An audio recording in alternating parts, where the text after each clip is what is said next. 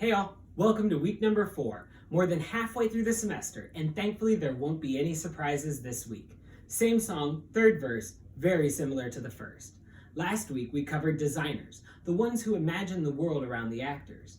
This week we're going to shift our focus over to the people who make those dreams a reality and execute those designs. This week we're going to be taking a look at the technicians.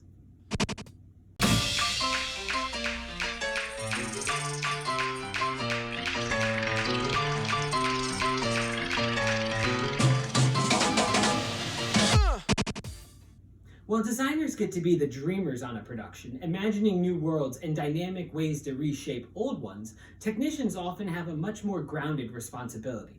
Their job is to take the dreams, figure out how to make them possible, how much it's going to cost to do that, and then actually making them happen. And while the positions available vary company to company, depending a lot on the size of the theater or the overall budget, this week, we are going to take a look at some of the most important technicians that we'll often find at many professional theaters. When it comes to scenic design and its creation, there are a number of individuals who contribute to that overall success, including model builders, theatrical sculptors, stage automation engineers, scenic charge artists, and of course, technical directors.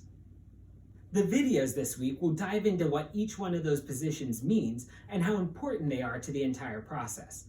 We'll find out the many skills that make a good technical director, including budgeting, time management, staff management, and of course drafting, to name a few.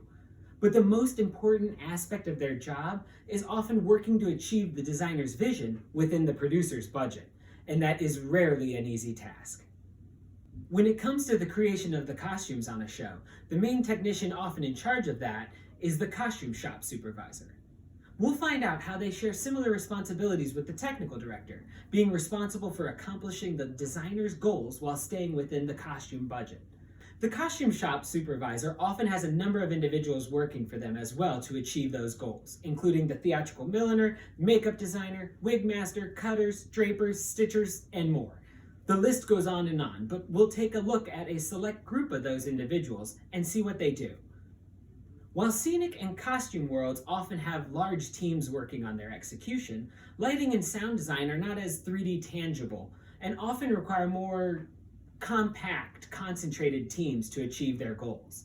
To that end, the two technicians that we are going to take a look at this week are the sound engineer, who is responsible for running and mixing all sounds that you hear in a play or musical, and the associate lighting designer, who is responsible for many aspects of the lighting design, both when the designer is present or absent.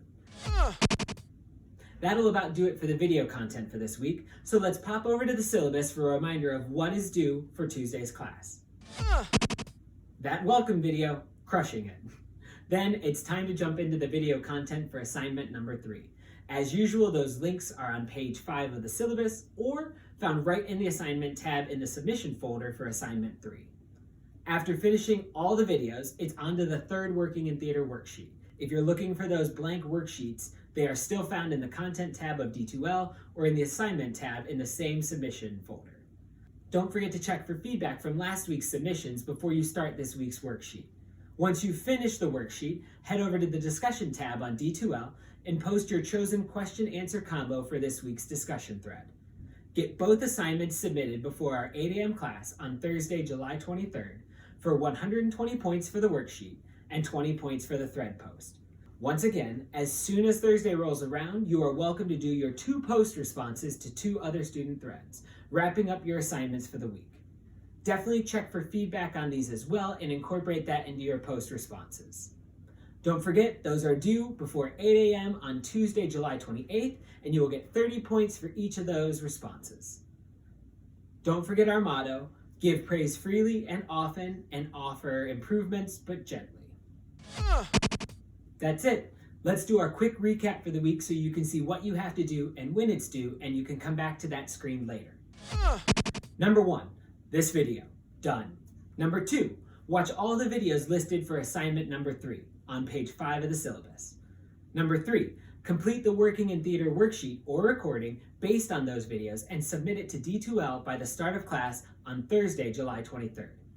Number 4, post your 1 question and answer combo into a new thread in this week's discussion on D2L, also by the start of class on Thursday, July 23rd. Number 5, starting on Thursday, July 23rd, create 2 post responses to other student threads and get this done before the start of class on Tuesday, July 28th. And finally, once you complete number 3 and 4 on this list on D2L, the content for week 5 will become available and you can start working on that whenever you like. I'll keep checking those emails and I look forward to seeing how this week shapes up. Thank you so much for all your hard work and see you in the next week. Thanks all.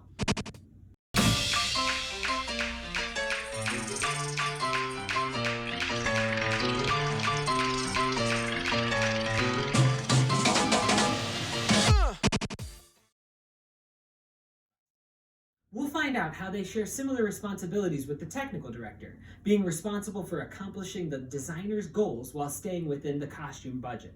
The costume shop